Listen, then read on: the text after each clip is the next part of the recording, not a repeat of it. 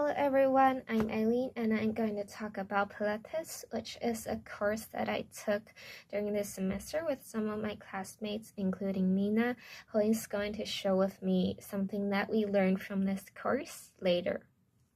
This course includes a warm-up, core and strength training, and of course a cool down, which is absolutely my favorite.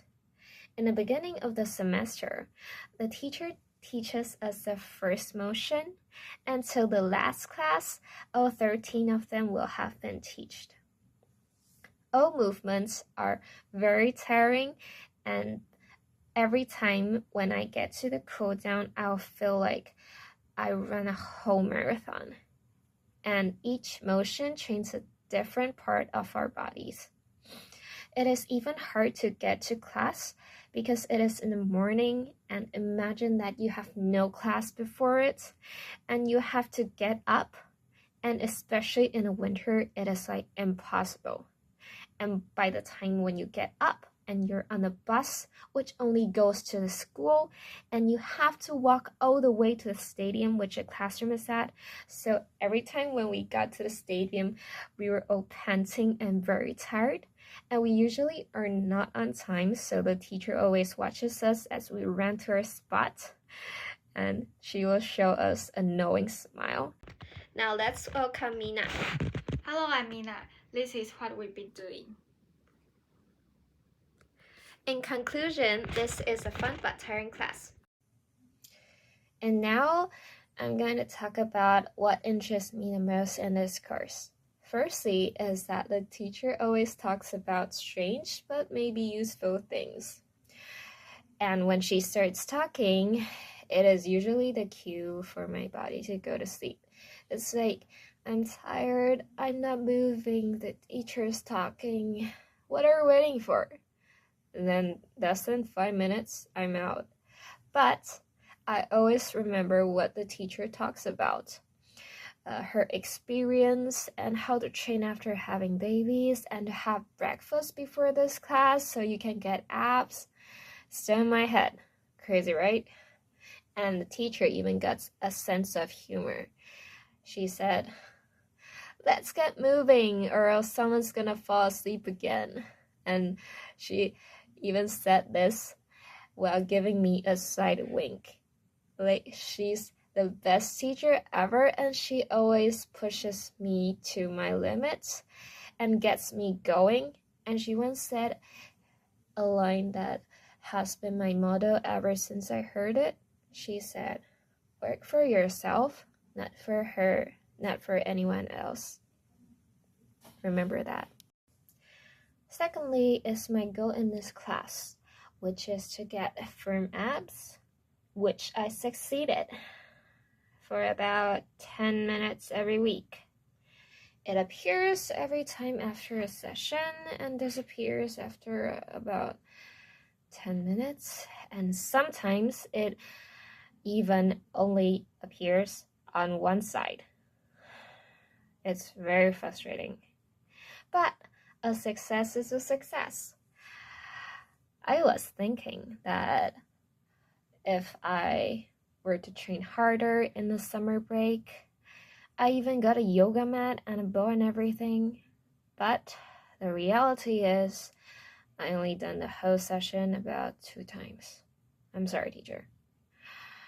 Maybe, just maybe, I'll do better this winter break. All I know is I'm coming back to this class next semester, so absolutely. Thirdly is the exam. It is always exhilarating.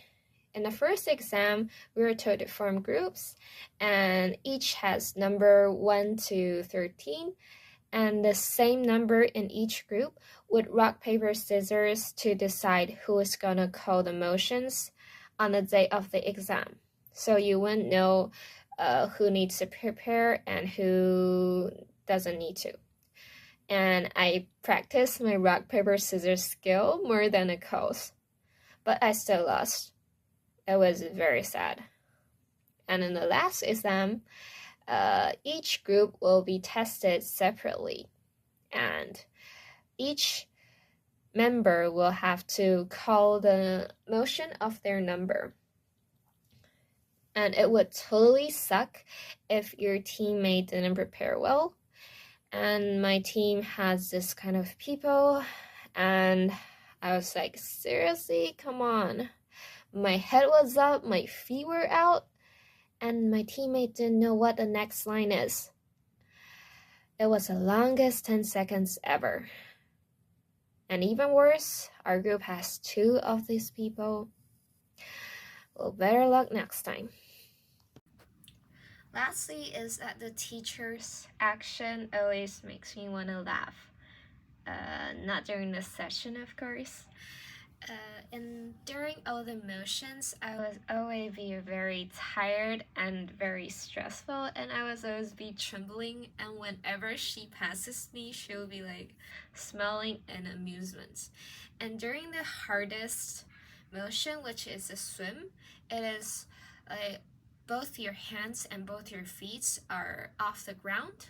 I can do off the ground, but the teacher always comes and lift my arms upwards, and I'll be like, I think I'm gonna die right there and then. But after all the motions, I'll feel like I was thoroughly stretched. And the teacher always motivates me with her words, which is what I need. I chose a TED Talk, The Good News You Might Have Missed by Angus Hervey. It conveys an important message. Even in a world filled with challenges and negative headlines, we should focus on the progress and success stories that often go unnoticed. This philosophy aligns closely with the experience of Pilates, where the emphasis is on consistent efforts, subtle improvement, and the potential of transformation. Hervey encourages us to shift our perspective, to look beyond the overwhelming negativity and uncover meaningful progress. He shares stories of global advancements, such as reductions in poverty, breakthroughs in clean energy, and efforts in environmental conservation. These stories inspire hope and remind us of humanity's potential to create positive change. Similarly, in Pilates, we are invited to turn our attention inward, focusing on the small yet significant progress we achieve with each session. Whether it's mastering a movement with greater ease or feeling our core strength improve. These small victories are akin to the hidden good news that Harvey speaks of. Despite their similarities, there are notable differences between the two. Harvey's talk centers on macro-level changes, progress that affects society or the planet as a whole. Pilates, on the other hand, is deeply personal and micro-level, emphasizing the transformation of our individual bodies and minds. Which one seeks to inspire hope on a global scale, the other empowers us to take control of our personal well-being. Yet, both are grounded in the idea that consistent, positive action leads to meaningful change. Hervey also highlights that progress is a process requiring patience and sustained effort, a sentiment that resonates strongly in Pilates.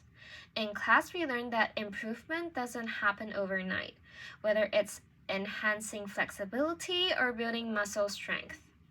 Change comes gradually through regular practice. Hervey's example of global advancements remind us that societal improvements often follow a similar pattern. Small, deliberate steps that accumulate over time to create significant outcomes. At their core, both Hervey's talk and Pilates radiate optimism. Hervey's story counterbalances the doom and gloom of daily news, showing that despite challenges, the world is moving in the right direction. Pilates fosters a similar optimism at a personal level, helping us recognize our potential and believe in the possibility of change. Both experiences encourage us to focus not on what's wrong, but on what can be improved. and celebrate those improvements no matter how small. In conclusion, while Harvey's talk and Pilates operate on different scales, they share a common purpose, inspiring us to see progress where it exists and to believe in the power of consistent effort, whether it's a world moving toward a brighter future or our own bodies growing stronger and more capable. Both remind us that progress is worth celebrating and that hope is always within reach.